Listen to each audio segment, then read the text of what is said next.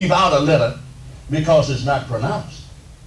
No, this letter here is not pronounced, is not affected in because of what we call the sun letter rule, which we're not going to get into today. But the sun letter rule, because this is a lamb and this is a lamb, so the first one is disregarded as far as sound is concerned. But you still have to write it in order to spell it correctly. You know that, don't you? When it comes to sun letters, you can't leave it out because it's not pronounced. If you do, you misspell the word. Okay. All right. So I just want, and I just. Allahu Akbar. All right. So now we get back to the other word. So also Allahumma, if you want to check it out to see in this book what they have in this spell in Arabic is on page 28. And then these are the 5 places that it appears in the Quran. 326, 5114, 832, 3946. I put those all together because this one, all 4 of these are preceded with the word kul, which means it's a command. Say, and this one is a dua. This is saying they prayed or they made dua. That's how it starts off. Da'wahum. They prayed or they made dua. That's 10:10. So that's why I didn't put it in here according to the way it is in the Quran. As far as when it appears, but because it has a different preference. All 4 of these are command, meaning that means Allah is telling you, say Allahumma. All right. Okay, we're doing pretty good. We're not running out of time. Okay. All right. So now, then the next highest number. So this one, like I say, wind up 5 because since they separated from this, actually should be for Allah. It really should be like 2,703, 2,702, right? 2,702. But they separated, and that's why I put it separate, all right? But Allahumma is really not separate from Allah. It's just a different form. And that's what we're getting ready to tell you about these other words. In other words, this word here, next to highest, is Qawala, but it has many different forms. Qawala, Qawala. This is the root word here, Qawala. In this dictionary, when they'll have it in the Qawala section where it would be alphabetically, but they don't show this form. They only show this. I don't know why they do that, all right? But in this dictionary, they don't show. Now, I use more than one dictionary, too, by the way. I don't use one dictionary. I use more than one dictionary, okay? Okay, so, and this word means, this is the same word that kul comes from. Okay, so it's 1,726 times, but it's not all the same word. Just like even with Allah, it's not all Allahu. It may be Allah, Allahi. So I put Allahu up here because that's a nominative. So it doesn't necessarily mean that all the signs, it will be Allah all the time, but it will be Allahu, Allah, or Allahi. All right, the last vowel may be different, okay? And that's why I guess they decided to separate this out. But really all of these, this 2,702 times is actually all from the word Allah. Okay? Okay, and there's no root word for Allah, despite you may hear somebody trying to say there's no root word for Allah. There's no plural for Allah.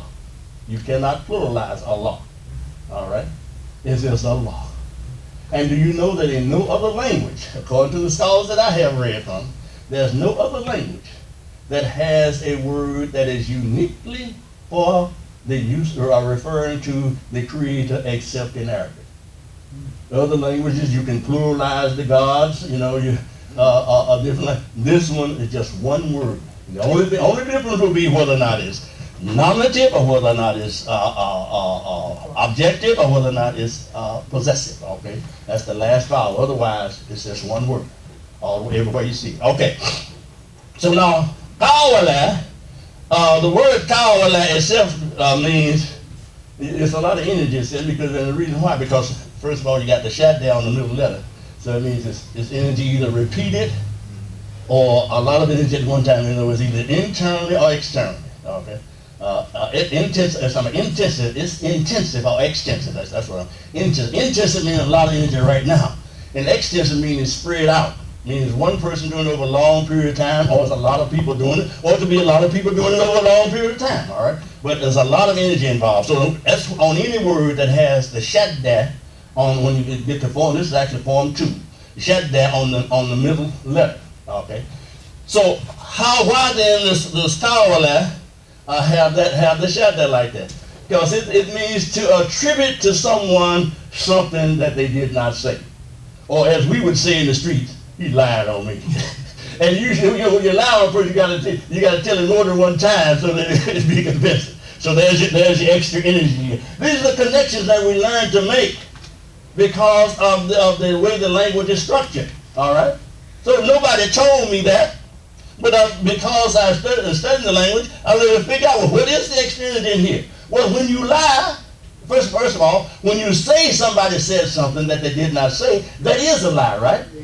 Then in order to make a lie effective, you got to put more energy in it to make it look good. Okay? All right. Okay, so, and then call that comes from, that's the command, that's us saying they said. And then, of course, we got kila and this call that, kila, and then many other forms of it, okay? But, so this is not trying to show you all the forms, just showing you that it appears. You chase that word around and see what is the difference each time that you see it, okay? And that you'll find that the information is going to begin to connect. That's what people call wise. You know, he can make a whole lot of connections. That's what it's called. You didn't know that's what it's called? You know what the name is for that? A person who makes connections, who's wise because they make a lot of connections. We use it as a name, Akil.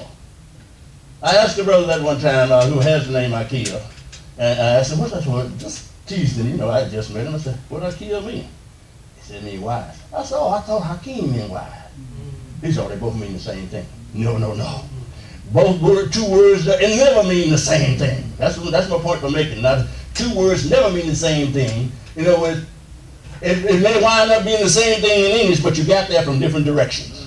So Hakeem, you get that from judging. You're judging things. Akil, you make connections to get that. Both don't wind up being wise, and you may not know how he got so wise, but if you study long enough, you figure out how he got wise. Oh, he makes connections, all right? Okay, and then Amunah and Amunah.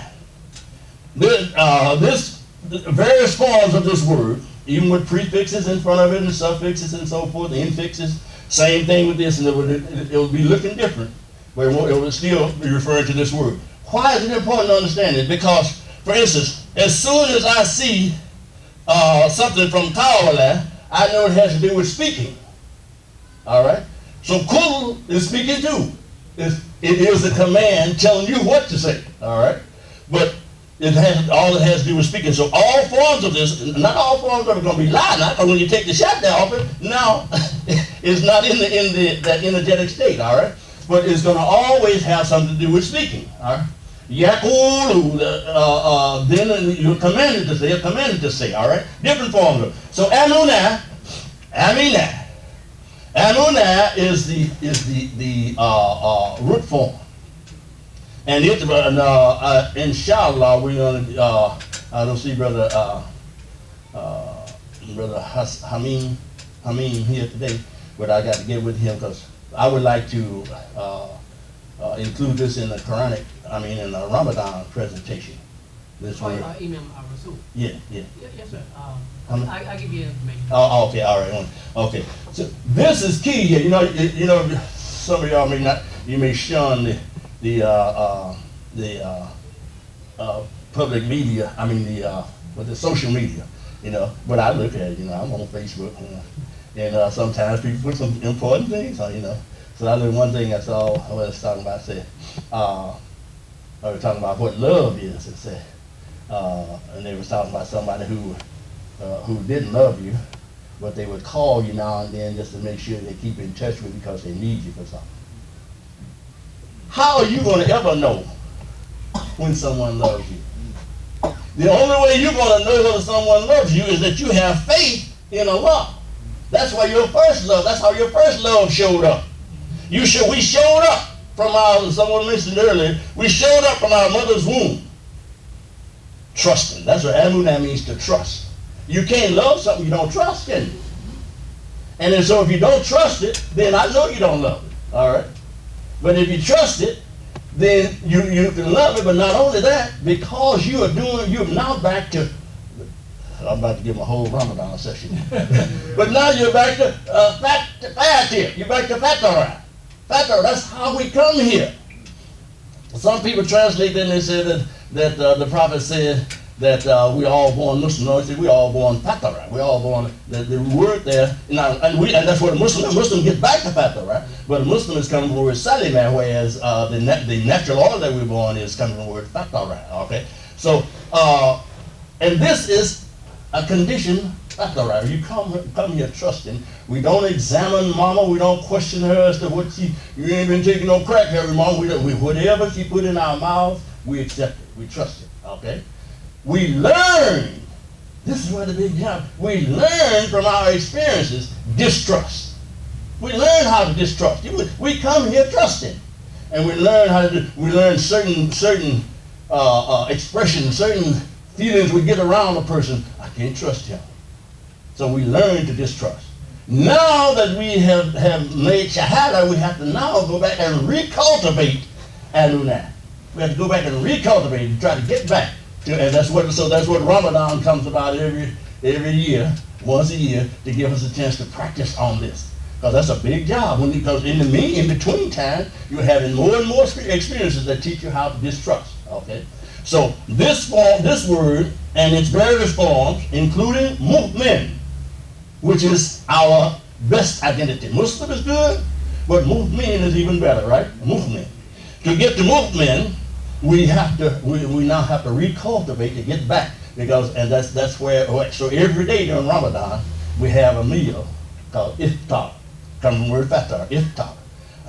I tried all day to get back to it. I hope that this meal, iftar, which is the ending of the fasting, is bringing me back to my natural order. All right, let's move along here. Alima. Alima means to teach, or to know, or to come in. By the way, there are different words for to know also. But this one comes from the teaching aspect, to make known, to make known. Arafat means to come to know also, but not from teaching, but from association. You know, now I know you because I've seen you. I've seen your behavior. As a matter of fact, it's Arafat is so powerful. It hadn't shown up among these words I have, but Arafat is so powerful until they say that Islam. That's how Islam got into China. The brother who went to China as an ambassador there, so he couldn't speak Chinese and Chinese couldn't speak Arabic, but he was such a good businessman. They said, whatever you is, man, I want to be one of them. Yeah, from what they saw, that's how they got to know him. They got to know him by associating with his business. I can't think of his name right now. I got it written down, but wasn't part of my presentation today. But so that comes from I got to know him. And not something that he ain't tricking me, trying to set me up for the next day every time I do business with him. He's doing it. And that's how Chinese became Muslim. From a brother who could not speak Chinese, and the Chinese cannot speak Arabic. But they're trading, working together. Okay, now, and by the way, you know, when I don't have much time, but don't just sit. And anytime you want to put something in, because you can always ask questions or straighten me out or add to whatever. You know, that would make me feel better. I don't feel like I'm putting on a show. Okay, all right. Brother? Yes, sir. You said Amunab was the original book. Yes. Why Amunab versus Amanab? Because first of all, the U, thank you very much. That's a good question. Anytime you have U on the middle letter, just like I talked about the shat down the middle, anytime you have U on the middle letter, that means there's something that is natural or God-given. And so that which is natural or God-given come before A or E. All right? That help you out on that? Thank you for asking me. Thank you. Yeah. So I mentioned it was natural, but the signal that lets you know it's natural, and according to grammarians, that if it's an U there, whatever it is, it means that it's something that is natural or God-given. I did talk about it being natural or God-given, but I didn't tell you the sign that lets you know that it's natural or God-given. Very good. All right? Okay. So now, so now we're down to Kal Ramah. Now notice the difference. This is Kal Ramah. This is Kal Wala. All right, different last letter. Kal Ramah. And Kal Ramah appears, they say, 560 times in the Quran. Okay. That's a powerful word also. I became